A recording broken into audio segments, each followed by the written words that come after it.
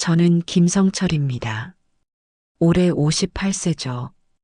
아내를 잃은 건 15년 전의 일이었습니다. 갑작스러운 교통사고였어요. 그때 큰딸 수연이는 고등학교 2학년, 작은 딸 미연이는 중학교 3학년이었죠. 한순간에 세상이 무너지는 것 같았습니다. 아빠, 엄마 언제 와요? 미연이가 울먹이며 물어보던 그 목소리가 아직도 귓가에 맴돕니다. 아이들에게 엄마가 다시는 돌아오지 않는다는 걸 어떻게 설명해야 할지 막막했어요. 하지만 주저앉아 있을 수는 없었습니다. 두 딸을 위해서라도 강해져야 했으니까요. 그때부터 제 진짜 인생이 시작되었다고 해도 과언이 아닙니다. 새벽 4시에 일어나 건설자재 창고로 향했어요. 작은 자재상에서 시작한 사업이었지만 성실함 하나만큼은 누구에게도 지지 않겠다고 다짐했습니다. 무거운 철근을 나르고 시멘트 포대를 옮기는 일이 일상이었죠. 손에는 굳은 살이 박이고 허리는 아팠지만 견뎠습니다. 집에 돌아와 아이들이 잠든 모습을 보면 그 모든 고생이 사라졌거든요. 아빠 고생 많으셨어요.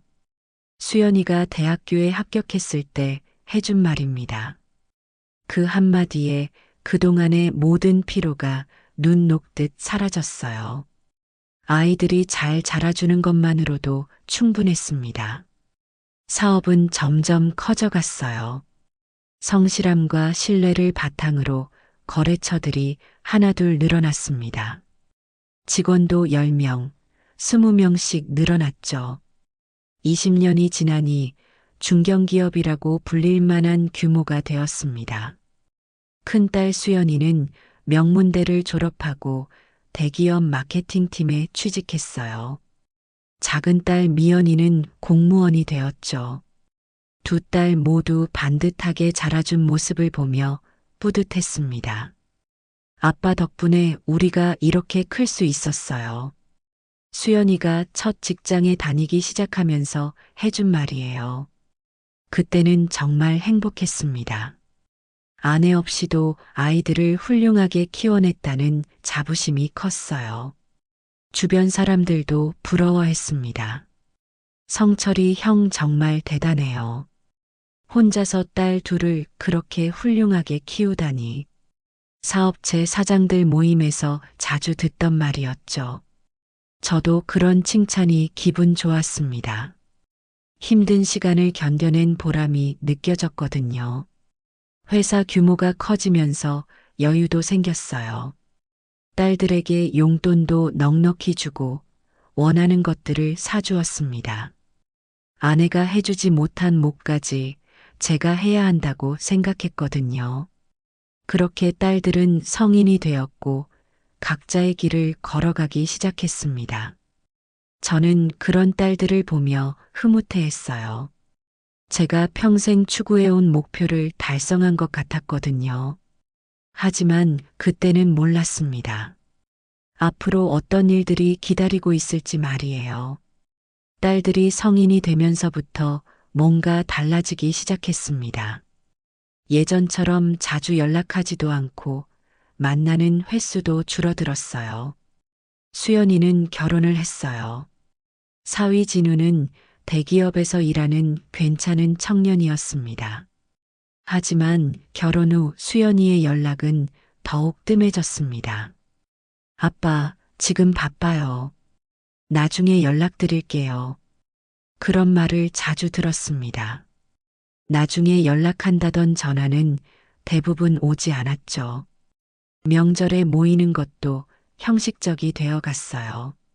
아빠, 우리는 진우 부모님 댁도 가야 해서요. 수연이가 서둘러 자리를 뜨며 하는 말이었어요. 미연이도 마찬가지였어요. 연인이 생기면서부터 아버지와의 시간보다 연인과의 시간을 우선시했습니다.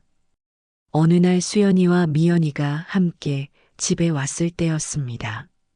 아빠는 이제 편하게 사시면 돼요. 역할 다 끝났잖아요. 수연이가 웃으며 한 말이었어요. 농담조였지만 가슴이 철렁했습니다. 그날 밤 혼자 앉아 생각했습니다. 내가 지금까지 무엇을 위해 살아왔나 하고요. 딸들을 위해 모든 것을 바쳤는데 이제는 그 딸들에게 짐이 된 것 같았어요. 친구들과 만나서도 이런 이야기를 들었습니다. 요즘 젊은 애들은 다 그래. 독립적이라고 하지만 정이 없어. 비슷한 처지의 친구들이 공감해 주었지만 위로가 되지는 않았어요. 텔레비전에서 화목한 가족들의 모습을 보면 더욱 외로웠습니다. 광고 속 가족들은 항상 함께 웃고 있었거든요. 혼자 저녁을 먹으며 딸들의 어린 시절을 떠올렸어요. 그때는 제가 우주의 전부였는데 이제는 연락조차 뜸한 사이가 되었습니다. 그래도 딸들이 각자의 삶에서 행복하다면 그것으로 충분하다고 생각하려 했어요. 부모의 역할이란 자식이 독립할 수 있게 도와주는 것이니까요. 하지만 마음 한구석의 외로움은 어쩔 수 없었습니다. 어느 토요일 오후였습니다. 수연이가 진우와 함께 집에 찾아왔어요. 오랜만에 사위와 함께 온 거라 반가웠습니다. 아버님, 안녕하세요. 진우가 정중하게 인사했어요. 저는 기분 좋게 맞아주었습니다. 왜 미리 연락 안 했니? 밥이라도 준비했을 텐데.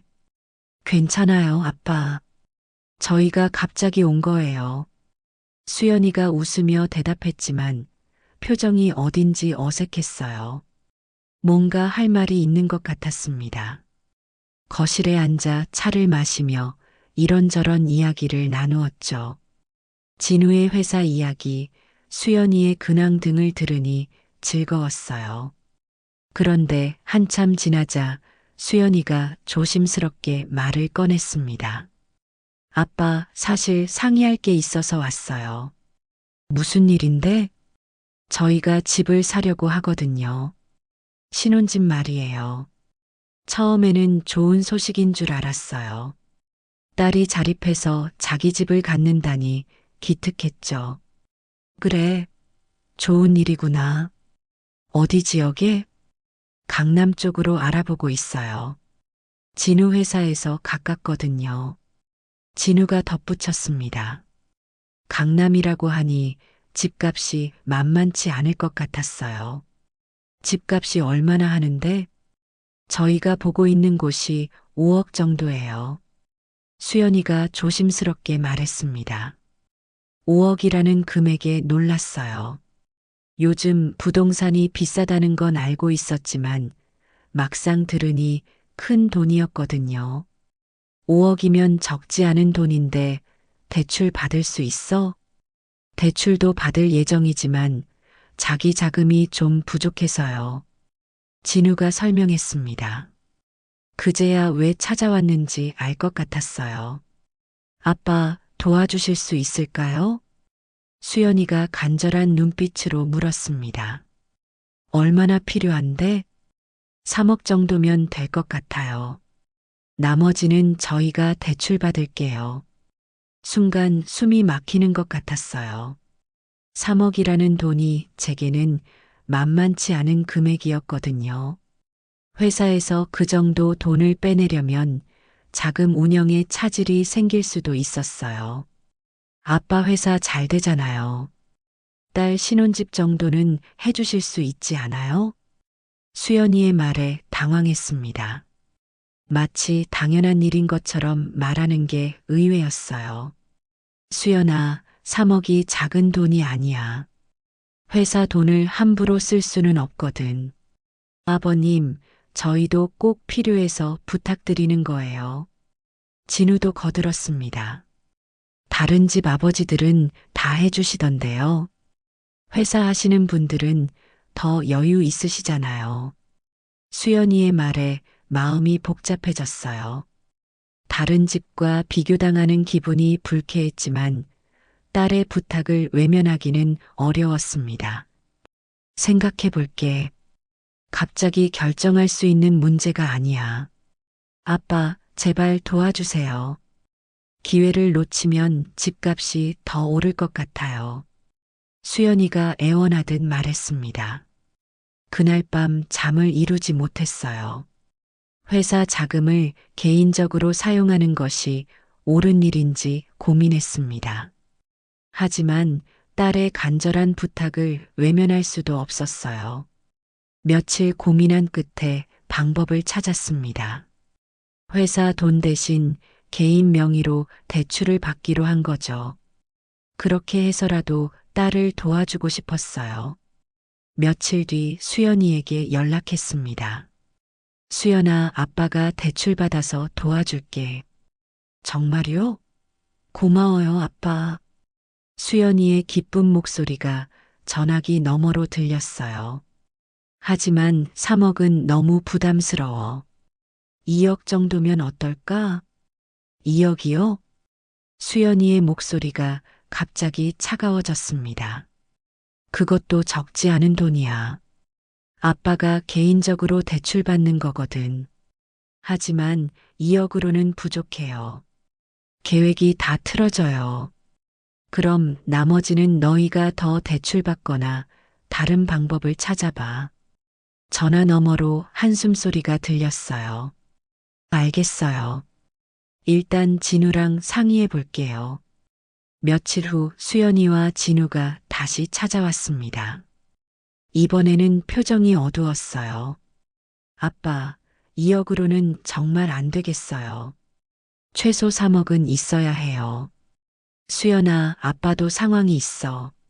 무리하면 회사에 문제가 생길 수 있어. 다른 집 부모님들은 자식 집 마련에 5억, 10억도 내시던데요.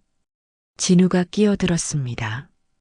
또 다른 집과 비교하는 말에 기분이 상했어요. 우리는 우리 사정이 있어. 비교하지 마. 아버님, 저희가 무리한 요구하는 거 아니에요. 신혼집 하나 마련하는 건데. 신혼집 하나라고? 5억짜리 아파트가 그냥 신혼집이야? 목소리가 높아졌습니다. 아빠, 요즘 집값 모르세요? 5억이면 평범한 거예요. 수연이가 불만스러운 표정으로 말했어요. 결국 저는 마음을 바꿨습니다.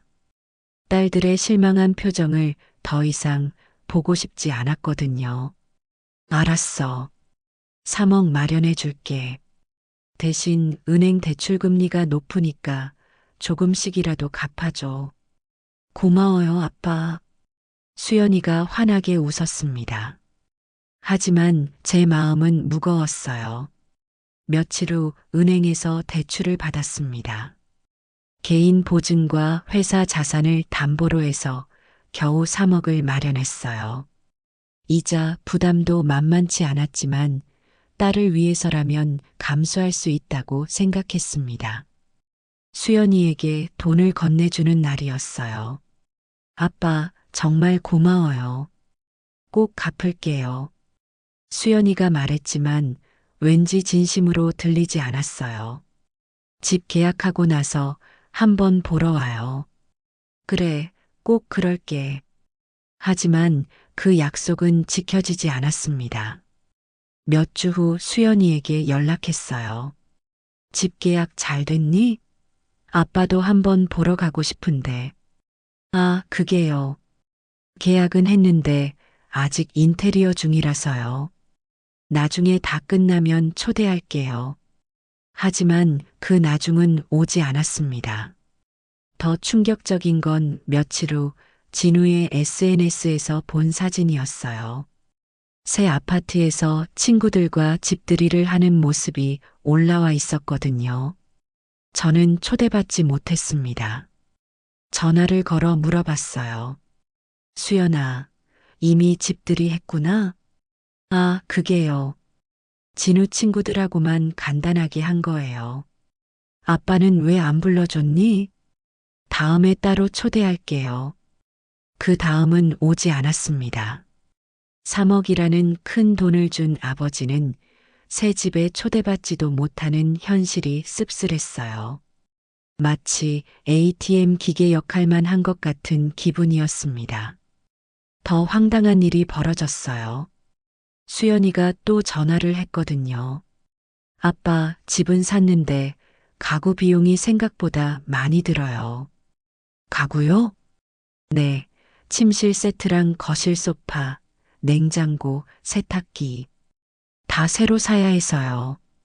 그것도 1억은 넘게 들 것 같은데. 아빠가 조금만 더 도와주시면 안 될까요?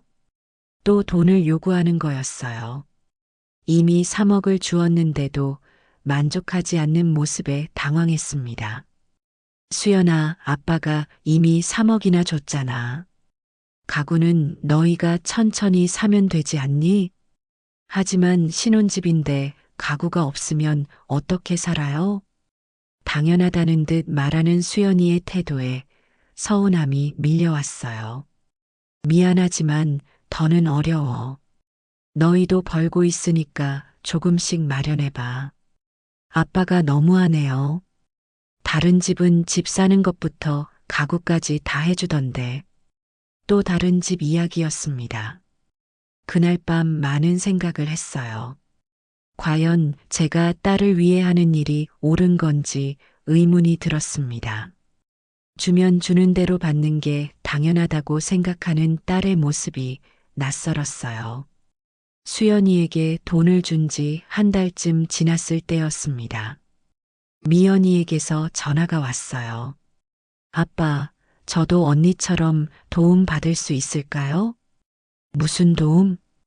언니 신혼집 자금 준 거 알고 있어요. 저도 결혼 준비하고 있거든요. 미연이가 결혼한다는 소식은 처음 듣는 거였어요. 결혼? 언제부터 그런 계획이 있었니? 민수랑 3년째 만나고 있잖아요. 이제 결혼하려고요. 그래, 좋은 소식이구나. 기뻤지만 동시에 걱정도 됐어요. 또 돈 이야기가 나올 게 뻔했거든요. 저도 전세 자금이랑 결혼 비용이 필요해서요. 역시나였습니다. 얼마나 필요한데? 전세금 2억이랑 결혼식 비용 5천만 원 정도요. 2억 5천만 원이나? 언니는 3억 받았는데 저는 왜 안 돼요? 차별하시는 거예요? 미연이의 목소리에 불만이 묻어났어요. 미연아, 그게 차별이 아니야. 아빠도 상황이. 아빠가 언니만 편애하는 거 맞잖아요. 어릴 때부터 그랬어요. 예상치 못한 말에 당황했습니다. 무슨 소리야? 아빠가 언제 편애했니? 언니는 대학교 등록금도 다 내주고 용돈도 더 많이 줬잖아요. 그건 언니가 먼저 태어났으니까. 그게 편애 아니에요? 이번에도 언니만 도와주고 저는 안 도와주시려는 거죠? 미연이의 말에 죄책감이 들었어요. 정말 제가 수연이만 편애한 건 아닌지 생각해 봤습니다. 알았어. 아빠가 생각해 볼게. 정말요? 언니만큼 도와주실 거예요? 최대한 도와줄게. 하지만 아빠도 한계가 있어. 며칠 뒤 미연이와 민수를 만났습니다. 아버님, 안녕하세요. 민수는 공무원답게 예의 바른 청년이었어요. 미연이 아버님께 부탁드릴 게 있어서 왔습니다. 그래, 뭔데? 저희 결혼 자금 말인데요. 아버님이 도와주시면 정말 감사하겠습니다. 민수가 정중하게 말했어요. 구체적으로 어떤 도움이 필요한지 말해봐. 전세 자금 2억이랑 결혼식 비용이요. 미연이가 대답했습니다. 결혼식은 얼마나 생각하고 있니? 요즘 결혼식이 많이 들어요. 최소 5천만 원은 있어야 해요. 5천만 원이면 큰 결혼식이네. 아니에요. 요즘 기준으로는 평범한 거예요. 또 요즘 기준이라는 말이 나왔어요. 딸들은 모든 걸 당연하게 여기는 것 같았습니다. 전세금 2억도 만만치 않은 돈인데. 아버님, 저희도 꼭 필요해서 부탁드리는 거예요. 민수가 간절하게 말했습니다. 결국 저는 또 한 번 마음을 약하게 먹었어요. 알았어. 도와줄게. 정말요? 고마워요, 아빠. 미연이가 기뻐했습니다. 하지만 이번에는 조건을 달았어요. 대신 이번이 마지막이야. 더 이상은 도와줄 수 없어. 네, 알겠어요. 또다시 은행을 찾았습니다. 이미 수연이 때문에 받은 대출이 있어서 추가 대출이 쉽지 않았어요. 결국 회사 자금을 일시적으로 빌려 쓰기로 했습니다. 2억 5천만 원을 마련해서 미연이에게 주었어요. 아빠, 정말 고마워요. 행복한 결혼할게요. 그래, 행복해야 해. 하지만 마음은 편하지 않았습니다. 두 딸에게 총 5억 5천만 원을 준 셈이었거든요. 회사 자금 운용에도 차질이 생겼어요. 무엇보다 딸들이 제게 감사해야 하는 기간이 점점 짧아지는 게 신경 쓰였습니다. 돈을 받을 때만 연락하고 받고 나면 또 뜸해지는 패턴이 반복됐어요. 과연 이런 식으로 도와주는 게 딸들을 위한 일인지 의문이 들기 시작했습니다. 딸들에게 큰 돈을 준 지 6개월이 지났습니다. 회사 자금 운용도 점차 안정을 찾아가고 있었어요. 그런데 어느 날 수연이에게서 급한 전화가 왔습니다. 아빠, 지금 시간 있으세요? 목소리가 다급했어요. 무슨 일이니? 급한 일이 생겨서요. 지금 당장 만날 수 있을까요? 그래, 집으로 와. 1시간 후 수연이가 진우와 함께 나타났습니다. 두 사람 모두 표정이 어두웠어요. 무슨 일인지 말해봐. 아버님, 저희가 큰일 났어요. 진우가 떨리는 목소리로 말했습니다. 무슨 큰일?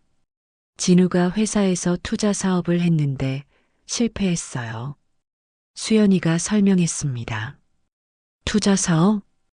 회사에서 새로운 사업 영역을 개척하라고 해서 투자했는데 사기를 당했어요. 진우가 고개를 숙이며 말했어요. 얼마나 손해를 봤는데? 2억입니다. 2억? 깜짝 놀랐어요. 회사 돈을 개인이 어떻게 그렇게 많이 손실시켜? 그게 제가 성과를 내려고 욕심을 부렸어요. 진우의 목소리가 점점 작아졌습니다. 그래서 어떻게 되는 거야? 회사에서 변상하라고 해요. 못 갚으면 고발하겠다고 하고요. 수연이가 울먹이며 말했어요. 아버님, 도와주세요. 정말 급해요.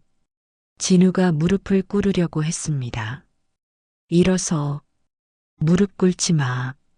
상황이 심각해 보였어요. 언제까지 갚아야 하는데? 이번 주 금요일까지요. 3일밖에 안 남았어요. 3일? 너무 급작스러운 일이었습니다. 아빠, 제발 도와주세요. 진우가 감옥에 갈 수도 있어요. 수연이가 울음을 터뜨렸어요. 2억을 3일 안에 구하라고? 아버님 말고는 도와줄 사람이 없어요. 진우가 애원했습니다. 그날 밤 잠을 이루지 못했어요. 이미 5억 5천만 원을 딸들에게 주었는데 또 2억을 구해야 한다니 막막했습니다. 하지만 사위가 감옥에 가는 건 더 큰 문제였어요. 다음 날 진우에게 전화했습니다. 진우야, 회사 상황을 정확히 알려줘. 아버님, 정말 심각해요. 회사에서 변호사까지 선임했어요. 그 투자 사업이 정확히 뭐였니? 신재생 에너지 관련 벤처 투자였는데 회사가 완전히 사기였어요. 설명을 들으니 정말 사기를 당한 것 같았어요. 이틀 후 다시 만났습니다. 아버님, 어떻게 하죠?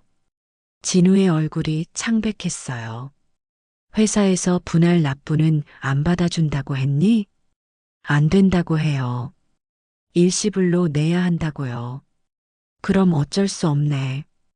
결국 저는 또다시 대출을 받기로 했습니다. 아버님, 정말 죄송합니다. 꼭 갚겠습니다. 그래, 믿는다. 금요일 아침 은행에서 2억을 대출받았어요. 이제 총 부채가 8억에 가까워졌습니다. 회사 운영에도 부담이 되기 시작했어요.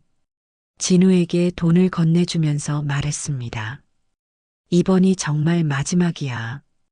더 이상은 도와줄 수 없어. 네, 알겠습니다. 정말 감사합니다. 그런데 며칠 후 이상한 일이 일어났어요. 진우에게 2억을 준 지 일주일 후였습니다. 회사 일로 시내에 나갔다가 우연히 충격적인 장면을 목격했어요. 진우가 고급 레스토랑에서 친구들과 술을 마시고 있는 거였습니다. 그것도 아주 비싼 술을 마시면서 말이죠. 처음에는 눈을 의심했어요. 회사에 2억을 변상해야 한다던 사람이 고급 레스토랑에서 유흥을 즐기고 있다니요. 가까이 가서 확인해 보니 분명히 진우였습니다. 친구들과 크게 웃으며 건배를 하고 있었어요. 이상하네.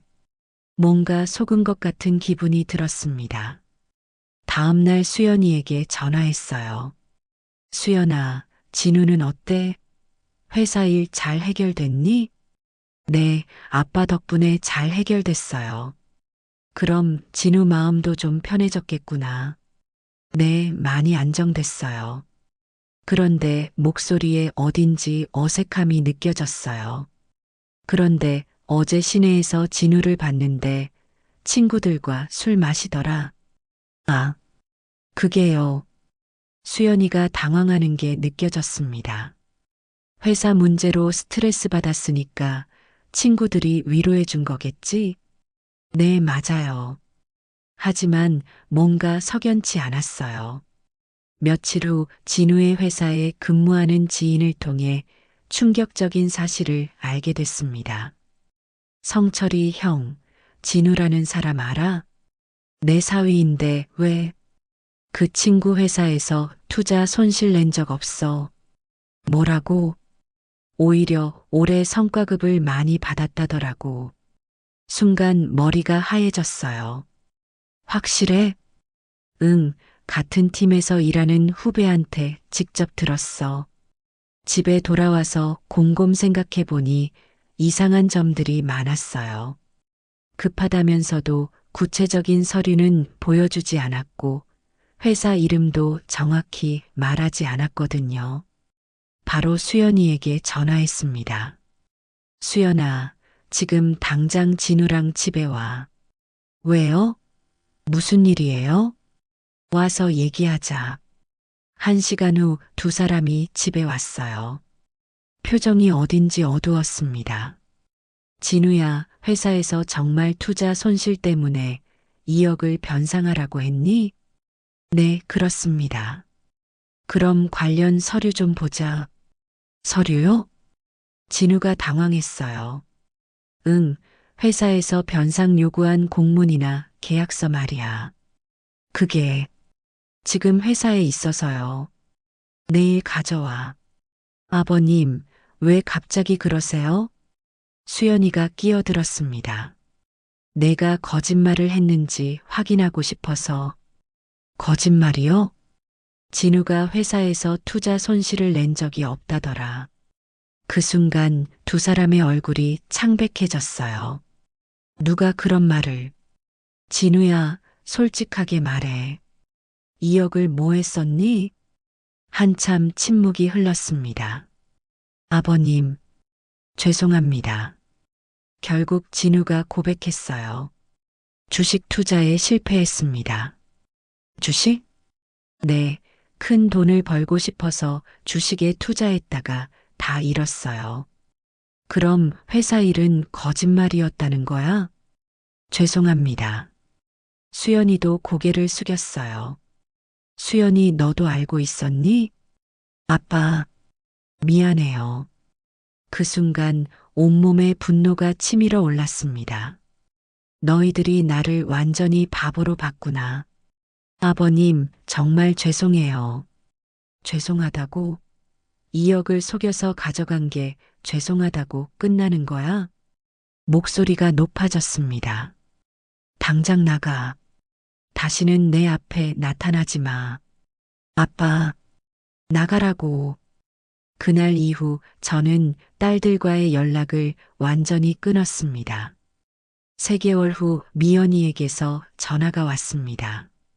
아빠, 민수가 승진했거든요. 집을 더 큰 곳으로 이사하려고요. 전세금이 조금 부족해서 그러는데 1억만 빌려주실 수 있을까요? 미연아, 너 지금 정신이 있니? 언니가 거짓말로 2억을 가져간 상황에서 또 돈을 달라고? 어차피 아빠 회사 나중에 우리 거 아니에요? 미리 주는 거나 마찬가지잖아요. 그 순간 머리가 하얘졌어요. 아, 너 지금 내가 죽기를 바라는 거야? 내 재산이 너희 것이라고? 누가 그런 소리를 하라고 했어? 미연아, 넌 이제 내 딸이 아니야. 전화를 끊고 딸들의 번호를 모두 차단했습니다. 딸들과 연락을 끊은 후 6개월이 지났습니다. 처음에는 괜찮다고 생각했지만 시간이 지날수록 공허함이 커져갔어요. 무엇을 위해 사는지 모르겠더라고요. 회사 일에만 매달렸지만 예전만큼 의욕이 나지 않았습니다. 직원들과 대화를 하다가도 문득 딸들 생각이 났어요. 어느 날 오랜 친구 정호가 찾아왔습니다. 성철아, 너 요즘 어떻게 지내? 그냥 지내지 뭐. 딸들하고는 연락하고 지내니? 연락 안 해. 왜? 무슨 일 있었어? 한참 망설이다가 그동안의 일을 모두 털어놓았어요. 그런 일이 있었구나. 정호가 한숨을 쉬었습니다. 나도 비슷한 경험이 있어서 내 마음 이해해. 정말? 응, 자식들한테 돈만 주다 보면 결국 이렇게 되더라고. 정호의 말에 위로가 됐어요. 그런데 성철아, 너 이제 어떻게 할 거야? 무슨 말이야? 회사나 재산 말이야. 딸들한테 안 줄 거면 어떻게 할 건데? 그 질문에 깊이 생각하게 됐어요. 며칠 후 변호사를 찾아갔습니다. 선생님, 유언장을 작성하고 싶습니다. 어떤 내용으로 하실 건가요? 제 재산을 자선단체에 기부하려고 합니다. 변호사가 놀란 표정을 지었어요. 자녀분들께는 상속하지 않으시는 건가요? 딸들에게는 최소한만 남기고 대부분은 기부할 겁니다. 구체적으로 어떤 비율로 하실 건지요? 80%는 교육 관련 자선단체에, 20%는 딸들에게 반반씩 나누어 주세요. 80%라면 상당한 금액인데 정말 괜찮으신가요? 네, 확실합니다. 사실 이 결정을 내리기까지 오랜 고민이 있었어요. 밤마다 생각했습니다.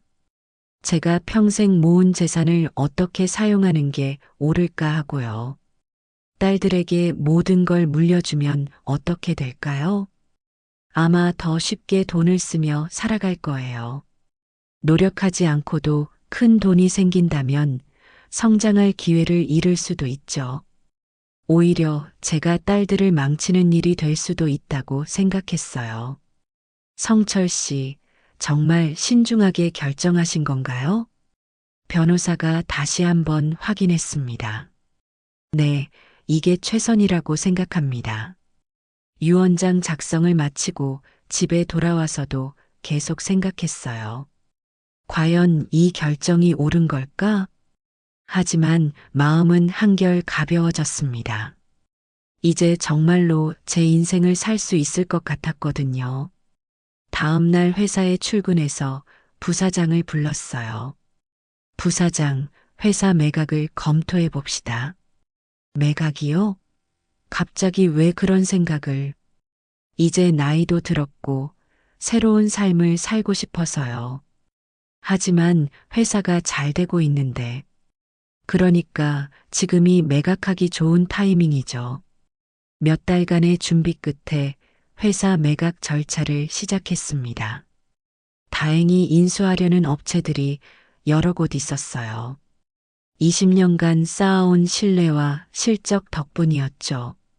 매각 대금으로 받은 돈과 기존 자산을 합치니 상당한 금액이 됐습니다.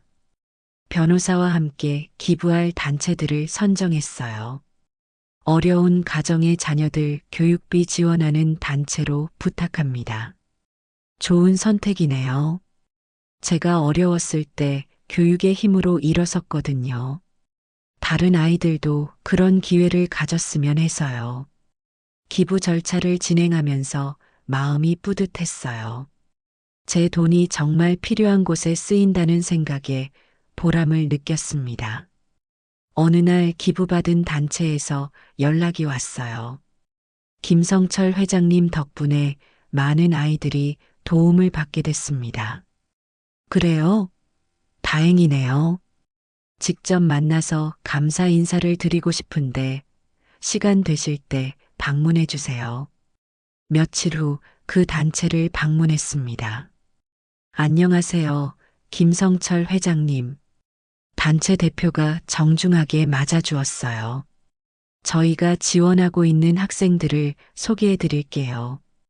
여러 학생들을 만났는데 모두 열심히 공부하고 있었어요. 아저씨 덕분에 대학교에 갈 수 있게 됐어요. 한 학생이 눈물을 글썽이며 말했습니다. 고마워요. 열심히 공부해서 좋은 사람이 되렴. 네, 꼭 성공해서 나중에 다른 사람들도 도와드릴게요. 그 말을 듣는 순간 가슴이 뭉클했어요. 딸들에게서는 느껴보지 못한 진심 어린 감사의 마음이었습니다. 회장님, 정말 감사합니다. 이런 분이 계셔서 세상이 따뜻해지는 것 같아요. 단체 직원들도 진심으로 고마워했어요. 집에 돌아오는 길에 생각했습니다. 이제야 제 돈이 제대로 쓰이고 있다는 기분이 들었어요. 딸들에게 주었던 돈은 감사하는 마음도 잠깐이었지만 정말 필요한 사람들에게 준 돈은 이렇게 큰 의미가 있었습니다. 이런 기쁨을 왜 이제야 알게 됐을까 하는 아쉬움도 있었지만 늦었다고 생각하지는 않았어요. 앞으로 남은 인생을 이렇게 의미 있게 살아가면 되니까요. 이 이야기가 마음에 드신다면 구독과 좋아요 부탁드립니다. 여러분의 관심이 더 많은 사연을 나눌 수 있는 힘이 됩니다. 다음에도 공감되는 이야기로 찾아뵙겠습니다. 감사합니다.